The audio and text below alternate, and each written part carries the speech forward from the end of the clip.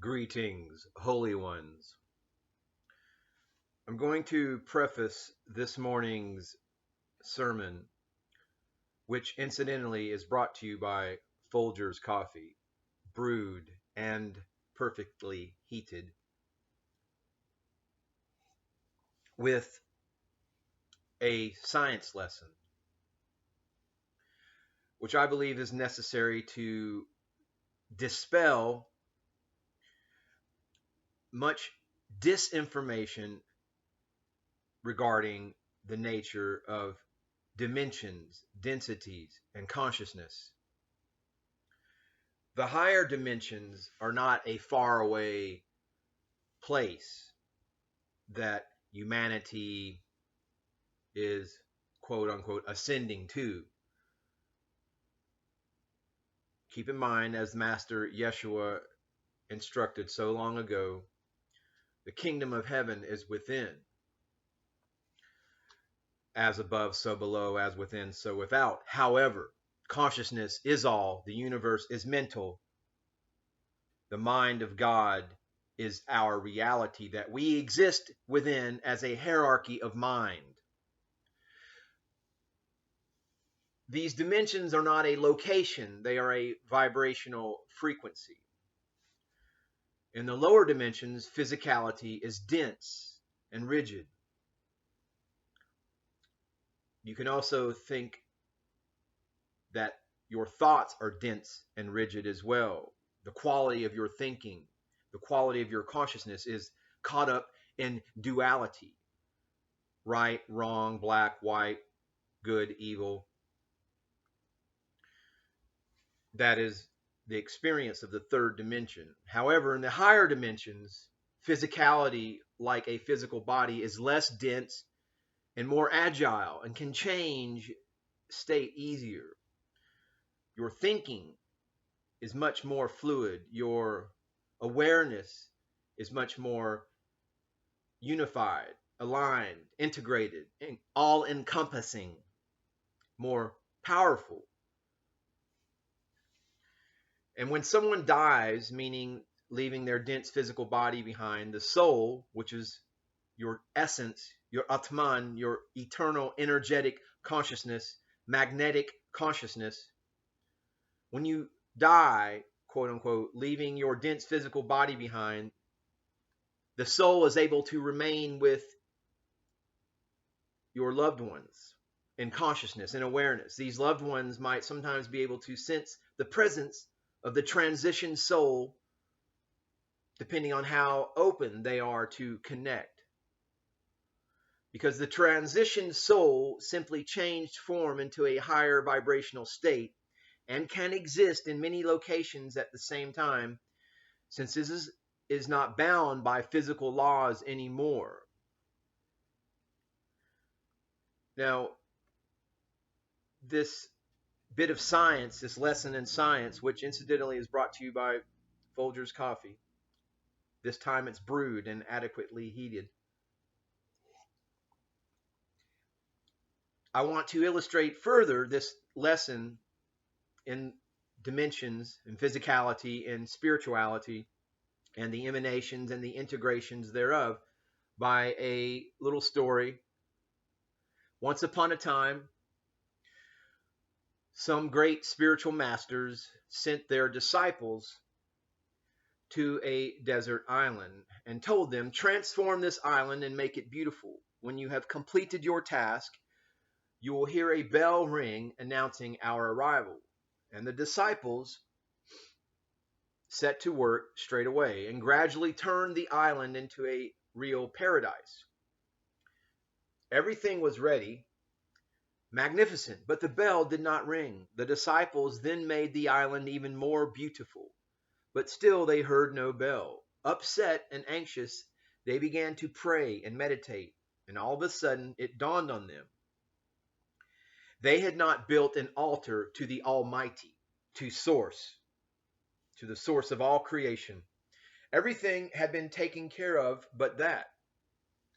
They immediately set to work again, and no sooner was the altar finished than the tinkling of a bell was heard. Shortly afterwards, the masters solemnly arrived and placed a luminous pentagram on their disciples' foreheads to symbolize their spiritual qualities and virtues. Now, of course, this story is symbolic. It teaches us that however great our earthly achievements, your earthly achievements, however great they are, however much accomplishments you have obtained within this third dimension, human beings can consider their task to be finished only when they have built an altar to the Lord, to the source of all creation. In other words, when they have succeeded, when they are successful in manifesting the 5 virtues of the pentagram: love, wisdom, truth, kindness, and justice. Those wide gate Christians caught up in materiality,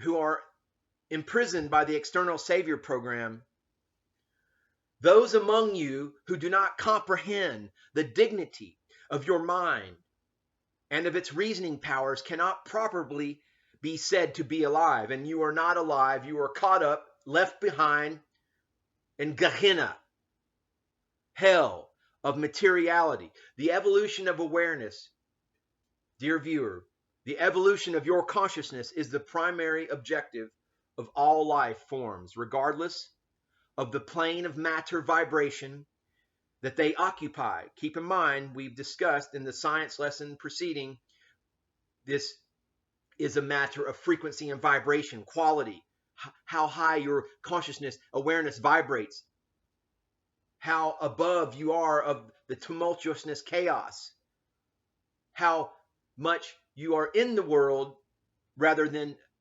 and not of it, something like that. But this is a matter of vibration that they occupy. And most interesting is that awareness, when it is exposed to conditions that cause additional experiencing, evolution automatically causes an elevation in the degree of being conscious. Your awareness is exponential as it expands with each ladder of the rung of evolution. Now, there have been many who have walked upon the surface of our planet who have had these potentials at their instant beckoning. These siddhis, as the Hindus call them, powers of the soul, and they have generated the respect and admiration of countless peoples down through our periods of time. We know them as the great ones, the bodhisattvas, the Buddhas, the enlightened ones, the anointed ones. Now, dear viewer, your existence is experienced like one in a state of a coma, of a semi-coma, of a somnambulist, of a sleepwalker.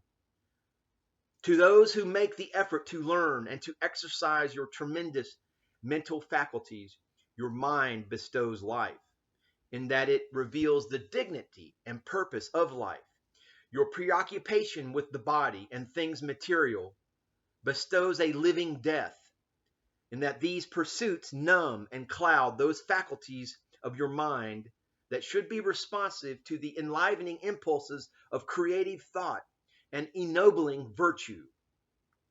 You, who are a sublime being with an infinite capacity for self-awareness, in an effort to be true to false standards, turn from your birthright of awareness and understanding without realizing the consequences and pursue an illusionary physical and material existence, making your island all beautiful without ever once building an altar to the source.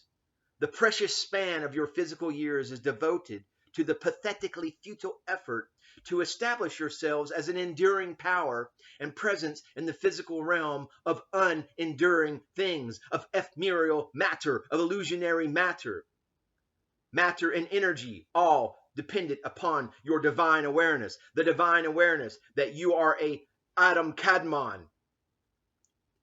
that you are man, you man, elevated HOMO luminous metahuman, a creature of both mind and spirit, fades like a memory as your awareness, trapped in the material bodies of men and women, of Terrans, of those trapped within the third dimension, vanishes from your objective minds as you focus your partly awakened mental faculties upon your day-to-day activities. In the lurid turmoil of your industrial, political, and commercial inferno, you writhe in self inflicted agony and reach out into the material world, attempting to clutch and hold on to the phantoms of success and power.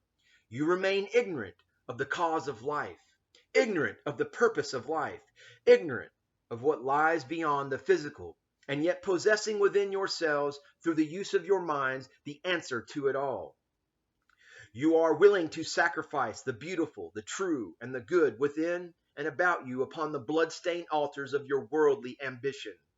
The world of the mind, that beautiful garden of thought where the fraternity of Adam Kadmon man dwells, fades from your view. In its place rises an empire of stone and steel, a world in which men and women, potentially to become Homo luminous, metahumans, scurry to and fro in a desperate effort to experience life. And at the same time, the vast institution you have erected rumbles inevitably towards an unknown end. In that physical 3D empire that you erect, you are convinced that you can outshine the kingdom of spirit, and yet everything turns to stone, dust to dust. In this, your science compounds your problems.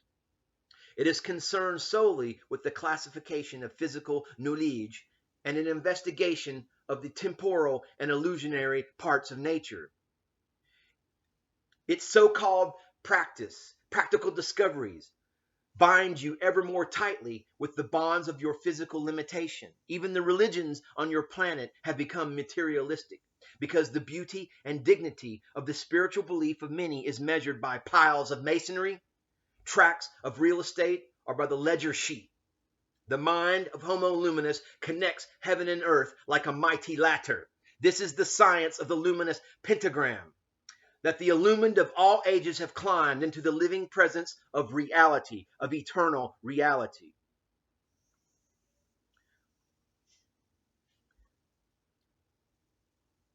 This reality has been inverted.